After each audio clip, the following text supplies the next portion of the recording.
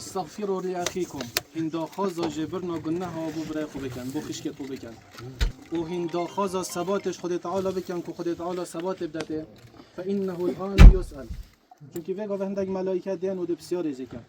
و جام دعاش خود تعالی کن او وقت بی اوه که ملائکت بسیار راجت کن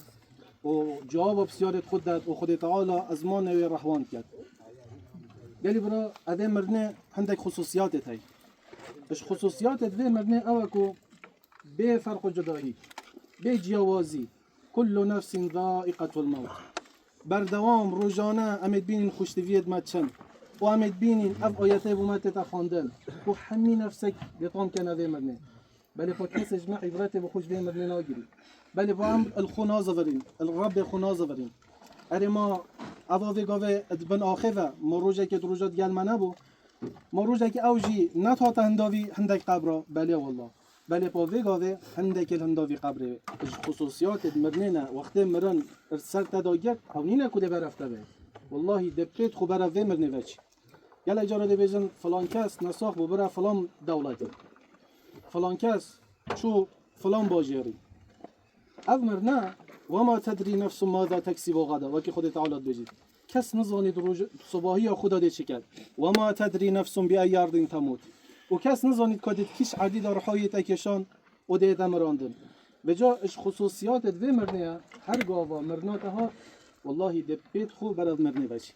وکی گل جاران بجین فلان کس دیف عجله خود شو بو عجله تل کیره بید خود ده بیت خو دیف مرنه بچی اش خصوصیات دوی مرنه دمه اف مرنه دید و هر جارت بیتا میوان یکجمه خودت تو قصر و بی خودت تو کل ها بی خودت تو خوشترین جه بی تو ایمنترین جه بی خودت دیگه ایتدا وکی خود تعالی بجید اینما تکون یدرکهم الموت ولو کنتم فی بروج مشیده خودت تو قصر و بی خودت تو کل ها بی تو کیر بی والله اف مرنه دیگه ایتدا اف جبل عمله که بخو بکن بو ومرنه اف مرناکو قل إن الموت الذي تفرون منه فإنه ملاقيكم ام همیش به مرنه درابین خود کسش ما حج به مرنه ناکرد بوچی اجبر عملت خوب ام همیش زانین و کود بزن ام چند کیلوینه و بای چند اینه اجبر اند کسش ما سبحان الله نه حس ناکرد بمری هندی هند عملت ما خراب بود هندی هند ام خود تعالی نازبرین گلک درج ناکم سر هوا ناکم دبیجم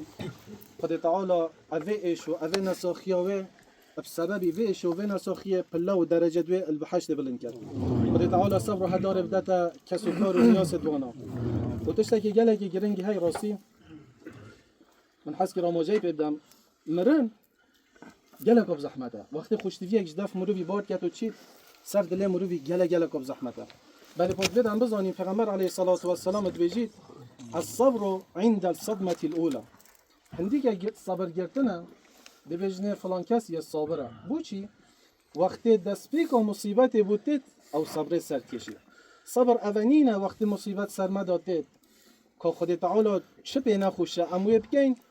پشتی 10 روزا پشتی 5 روزا صباحی 2 با 3 با بجنه که بجین یا ربی الحمدلله صبرت نه نه صبر نینه صبر عند الصدمة الاولى دست پیک و مصیبت او صبره بجا دعاش خود تعالی کن خود تعالی رحمه ببر خود تعالی قبر بکردن مرگش بحشته جواب بسیارت خوب داد و صبر و هدار بداد کس و کارو نزدیک دوه والحمد لله رب العالمین